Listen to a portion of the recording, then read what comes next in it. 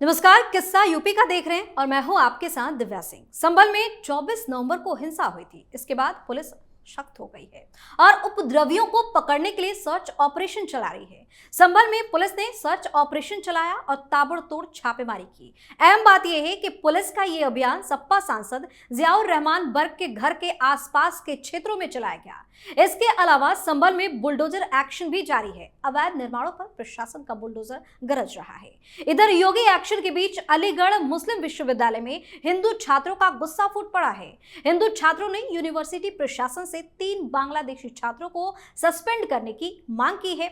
साथ ही कॉलेज में पढ़ रहे बांग्लादेश के सभी छात्र छात्राओं को वापस भेजने की मांग की जा रही है। बांग्लादेशी छात्रों ने सोशल मीडिया पर पोस्ट डालकर इस्कॉन को चरमपंथी संस्था बताया है। साथ ही भारतीय महिलाओं पर भी अमर्यादित टिप्पणी की है, जिसके बाद छात्र इसका विरोध कर रहे हैं। आज इसी पर चर्चा करेंगे। मेरे साथ स्टूडियो मौजूद हैं कैपिटल टीवी के executive editor Rajeev sir. Sir, आपका स्वागत है। धन्यवाद। संभल में बुलडोजर एक्शन तो जारी है, इससे बेचैनी क्यों बढ़ी हुई है कुछ लोगों की? देखिए, बेचैनी तो बढ़नी ही है, क्योंकि पहले धरपकड़ की कार्रवाई हुई, कुछ लोगों को गिरफ्तार किया गया, कुछ लोगों के पोस्टर जारी किए गए और सीसीटीवी फुटेज खंगाले गए। फिर लिस्ट बढ़ती गई, नामों की संख्या बढ़ती गई। समाजवादी पार्टी के सांसद, विधायक, इन लोगों का नाम भी लिस्ट में शामिल किया गया। लेकिन इस बीच धीरे धीरे एक एक स्टेप करके कार्रवाई होती है, क्योंकि आजकल इन लोगों की नज़र और इन लोगों की पहुंच सीधे सुप्रीम कोर्ट तक हो गई है। सुप्रीम कोर्ट तक ये पहुंच संभल के लोगों की नहीं है, बल्कि ये इस्लामिक एकीकरण का है। हिंदुस्तान के अंदर यूनिटी, जो हिंदुओं में ये बार बार योगी आदित्यनाथ ने कहा कि बटोगे तो कटोगे, ये शुरुआती दौर से ये मूल मंत्र लेकर चला है। और इसलिए इन लोगों के अप्रोच सुप्रीम कोर्ट तक कैसे पहुंचा? क्योंकि कहीं भी किसी भी जगह पर जहां भी छोटे मोटे संख्या में मुसलमानों के खिलाफ कुछ कार्रवाई हुई, तो ये पूरे संगठन के साथ सुप्रीम कोर्ट में जाते हैं। बड़े वकील हैं और बड़े वकीलों की फौज तो जैसे कांग्रेस के पास है, वैसे इन लोगों के पास आ गई है। सब लोग सिब्बल सिंघवी जैसे लोगों का, महमूद प्राचा जैसे लोगों का, ये जितने बड़े बड़े वकील हैं उन्हीं लोगों की शरण में चले जाते हैं और वो सुप्रीम कोर्ट से कुछ ऐसे आदेश लेकर आ जाते हैं। क्योंकि जिस तरीके सुप्रीम कोर्ट ने ये जमीयत उलेमाए हिंद की याचिका पर सीधे तौर पर कह दिया कि नहीं भाई, अब बुलडोजर नहीं चलेगा, बुलडोजर एक्शन पर रोक, सुप्रीम कोर्ट का हथौड़ा चल गया है, तो इसलिए स्टेप बाय स्टेप कार्रवाई करनी होती है। और अभी इन धर पकड़ के बीच में एक क्या चल रहा था, सर्वे, कि सुप्रीम कोर्ट में भी ये पहुंचे तो उसके बाद इनकी कोई सुनवाई ना हो। और वो सर्वे चल रहा था सर्विलांस पे। कौन? वो मौलानाओं के मोहल्ले, मुस्लिम मोहल्ले में, जहां ये लोग अतिक्रमण करके बैठे हुए हैं। बिजली का तार जा रहा है, उसका एक पोल है, पोल के आगे से ऐसे घेर कर एक दुकान बना लिए।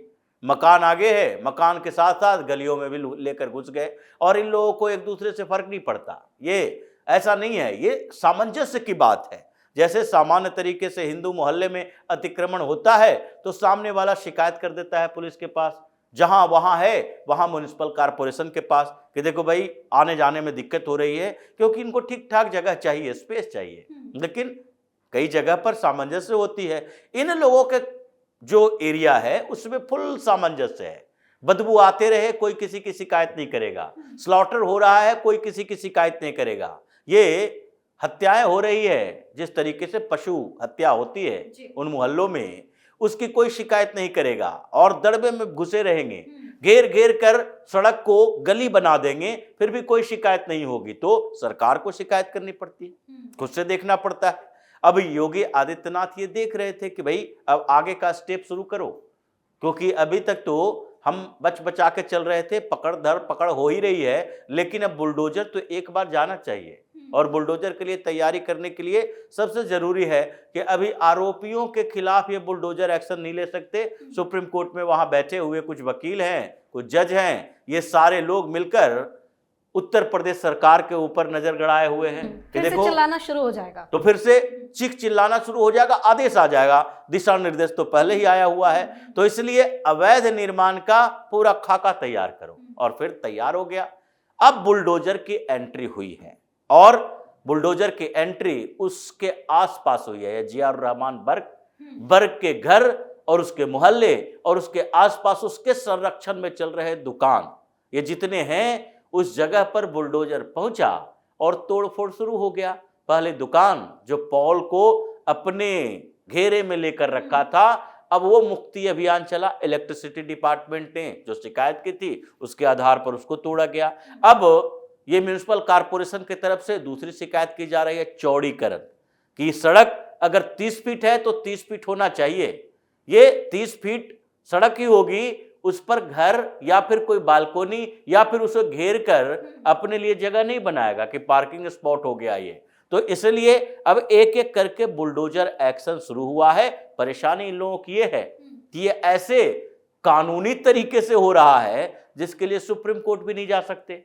सुप्रीम कोर्ट में जाओगे तो वहां कितना भी पार्शियलिटी हो, जज साहब कितना भी ये सोच लें कि मुसलमान का मुद्दा आया तो हमको सुपर एक्टिव होना चाहिए, लेकिन आप ऐसा काम नहीं कर सकते जिससे पूरी की पूरी बदनामी हो जाए। इसलिए इस मामले में तो सुप्रीम कोर्ट भी कुछ नहीं कर सकते, वहां के जज भी कुछ नहीं कर सकते कि नहीं अवैध निर्माण है और उसको तोड़ो ही नहीं।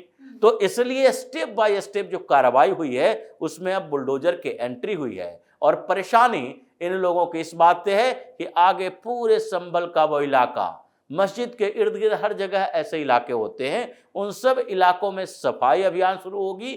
या तो तुम सरेंडर करो या अपने घरों को ध्वस्त होते हुए देखो, अपने मोहल्ले में कोहराम मचते हुए देखो। ये संदेश योगी ने दे दिया है। सर, एमयू से भी खबर आई है, वहां पे भी हड़कंप की स्थिति बनी हुई है। हिंदू छात्रों का गुस्सा फूट पड़ा है। जो बांग्लादेशी छात्र हैं उन्होंने अमर्यादित टिप्पणी की है, सोशल मीडिया पोस्ट के जरिए हिंदुओं को भड़काने की कोशिश कर रहे हैं। अब उनको सस्पेंड करने की मांग की जा रही है। कितना उचित मांग है ये? देखिए, ये अलीगढ़ मुस्लिम यूनिवर्सिटी ये तो देशद्रोहियों का ही अड्डा रहा है और यहाँ बांग्लादेशियों की एंट्री नहीं होनी चाहिए थी, लेकिन एंट्री हुई।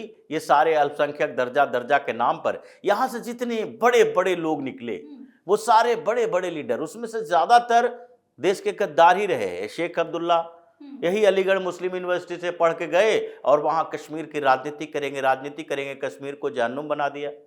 ये कश्मीर में उनके परिवार के अभी भी सरकार में है। क्या हुआ? कश्मीर से हिंदुओं को भगाने में इन लोगों की बड़ी भूमिका है। ये सांप की तरह अलग अलग जिस तरीके से गिरगिट की तरह रंग बदलते रहे, वो शेख अब्दुल्ला से लेकर जिन्ना तक, ये सारे लोगों की फितरत ही है। ये जो अलीगढ़ मुस्लिम यूनिवर्सिटी था, ये यहाँ पर दो तरह के लोग पैदा हुए उस समय। जो सैयद अहमद खान ने बनाया ही था कि पहले मुसलमानों को इंग्लिश एजुकेशन दो और सरकार में घुसाओ, नौकरी दिलवाओ, चाहे आईसीएस हो या फिर क्लर्क, किरानी, कहीं भी कुछ ना सेटिंग करवाओ। और उसके बाद एक वर्ग ऐसा तैयार करो जो वहां पर जिहादी बन के निकले, मतलब इस्लामिक योद्धा पॉलिटिक्स में जाए। और वो दूसरा वर्ग पॉलिटिक्स वाला इस्लामिक योद्धा बन के निकला, जैसे जेएनयू से वामपंथी योद्धा बन के निकलता है। तो उसी तरह से ये जिहादी योद्धा बन के निकला जो इनडायरेक्ट पॉलिटिकल जिहाद करता था। आज भी यही हो रहा है। आज भी वहां पर इसी तरह की ट्रेनिंग दी जा रही है। अब हिंदू छात्र वहां हैं इसलिए सवाल उठ जाते हैं, अगर हिंदू छात्र नहीं होंगे तो सवाल ही नहीं उठेंगे। और ये भी इसीलिए क्योंकि इन लोगों की मजबूती है। तो अलीगढ़ यूनिवर्सिटी में जिस तरीके से बांग्लादेशियों ने बात की है कि ये चरमपंथी हैं, कौन? इस्कॉन वाले जो हरे रामा हरे कृष्णा कहते हैं, वो चरमपंथी हैं। तो अगर चरमपंथी वो हैं तो एक बार बांग्लादेश में उन लोगों का चरमपंथ सामने आ जाए, उसके बाद तो बांग्लादेश भी टूटेगा फूटेगा और वहां भी एक नया राष्ट्र बनेगा जिसको हिंदू राष्ट्र कहा जा सकता है। अभी उसका इंतजार किया जा रहा है। लेकिन दूसरे स्तर पर जो बांग्लादेश में चल रहा है और जिससे ये सारे जिहादी खुश हो रहे हैं, वो इनके लिए गम का, दुख का कारण बनने वाला है। क्योंकि कभी कभी होता है कि जो पाप का घड़ा भरना होता है, पाप को इंतजार किया जाता है कि पाप होते देना चाहिए, और वही अभी हिंदू कर रहे हैं कि तुम पाप करते जाओ। ये हम भगवान श्री कृष्ण के बातों में यकीन करते हैं। घड़ा भरेगा फिर घड़ा भरेगा तभी हम इसको तोड़ेंगे, तब तक तुम्हें छूट दी जाती है, कुछ पाप कर लो। और इसलिए अब ये पाप का घड़ा थोड़ा थोड़ा बचा हुआ है, भर चुका है पूरी तरह से। तो ये अलीगढ़ मुस्लिम यूनिवर्सिटी में जो चल रहा है उस पर तो योगी ने पहले ही अपने नजर गड़ा दिया है। वहां पर हिंदू छात्र इस बात को उभार रहे हैं कि कब इन लोगों को कोई ऐसी कार्रवाई करने का मौका मिले जिसके बाद उस यूनिवर्सिटी पर ही सवाल खड़ा हो जाए, प्रश्न खड़ा हो जाए और इस पर ताला लटक जाए। क्योंकि इसका नाम, जैसे अलीगढ़ का नाम तो बदलने की पूरी तैयारी की जा रही है, हरिगढ़ नाम सुझाव भी दे दिया गया है। अब अलीगढ़ में मुस्लिम यूनिवर्सिटी, मुस्लिम शब्द हटाना पड़ेगा। तो ये सारी कार्रवाई चल रही है, लेकिन थोड़ा इंतजार करना पड़ता है। और इन लोगों को ये बातें करने, एक्टिविटी करने और इस तरह के प्रचार प्रसार करने का मौका दिया जा रहा है कि तुम जितना उभर कर सामने आ सकते हो आ जाओ, यही मौका है। उसके बाद फिर तुम्हें उभरने का समय नहीं दिया जाएगा। जी, बहुत बहुत धन्यवाद सर तमाम जानकारी। धन्यवाद। तो यूपी में जिस तरह से एक के बाद एक सीएम योगी अधिकारियों को कड़े निर्देश दे रहे हैं, उससे हड़कंप मचा हुआ है। चाहे वो भूमाफिया हो, दंगाई हो या फिर कोई बड़ा अपराधी, सब में दहशत का माहौल बना हुआ है। वहीं दूसरी तरफ अब हिंदुओं का गुस्सा देखकर कट्टरपंथी भी सहमे हुए हैं, क्योंकि उनको भी पता है अब राज्य में योगी आदित्यनाथ की सरकार है, हमारी थोड़ी सी भी गलती हम पर भारी पड़ सकती है। किस्सा यूपी का में आज के लिए इतना ही। अगर आपने अभी तक हमारे चैनल को सब्सक्राइब नहीं किया है तो सब्सक्राइब कर लीजिए, हमारे वीडियो को लाइक कीजिए, शेयर कीजिए, हमारे वीडियो पर कमेंट करके जरूर बताएं कि आपको हमारी खबर कैसी लगी। धन्यवाद।